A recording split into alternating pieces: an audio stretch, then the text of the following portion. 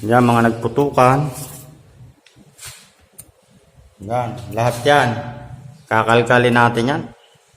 Ito yung bagong kontrata ko ngayon. Yan. Sa taas, maraming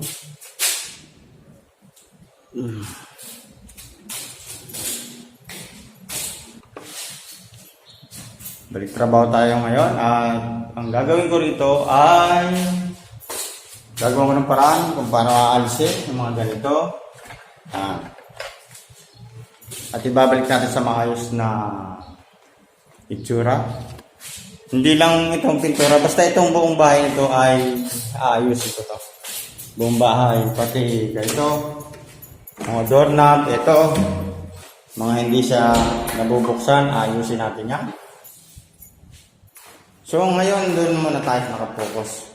Maraming aayusin sa labas, pero dito muna ako.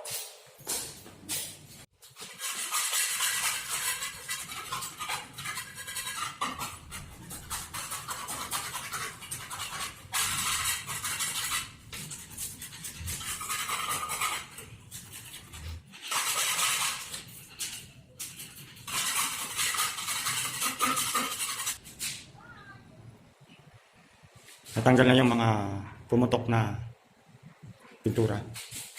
Yung mga bumula.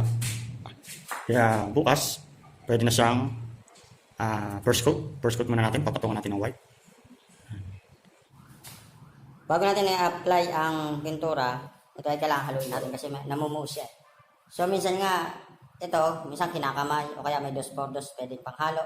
Kung anong pwedeng ipanghalo, lahat yung pwede.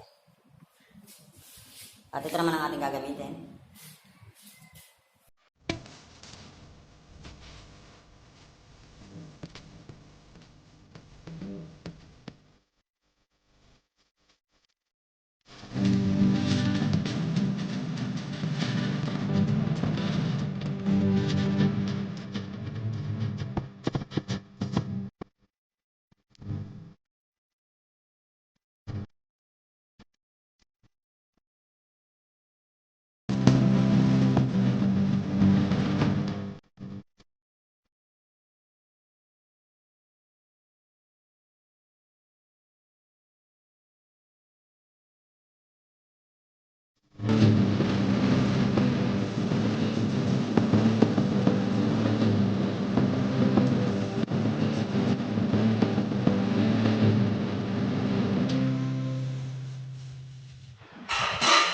First coat pa lang po yan. At mamaya naman, isusunod natin yung retouching. Kailangan natin ng patching compound para sa masilya. Kasi may mga pintura na hindi siya natanggal eh. Kailangan natin takpan. Patching compound para sa masilya. Para sa retouching ng mga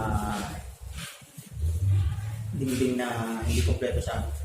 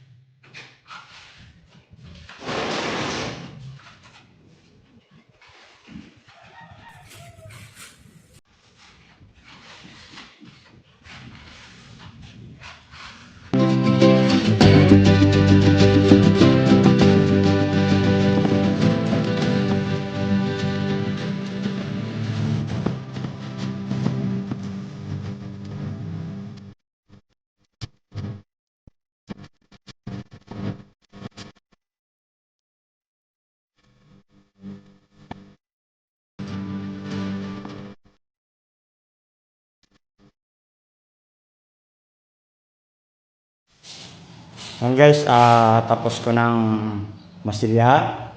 Manipis lang naman kasi dati na siyang may pintura. So, ito na yung kanyang finish sa pagmamasilya. Hindi naman maselan dahil dati na siyang may pondo. So, nilagyan lang natin ng konting masilya para mapantay siya. Ang susunod niyan ay papatungan ulit natin ng pintura. Ayun, pagkatapos nun, kung ano yung kulay na pwedeng i-apply, i-apply natin. Yun yung gagawin nating top coat. Okay guys, sa susunod naman ulit na video,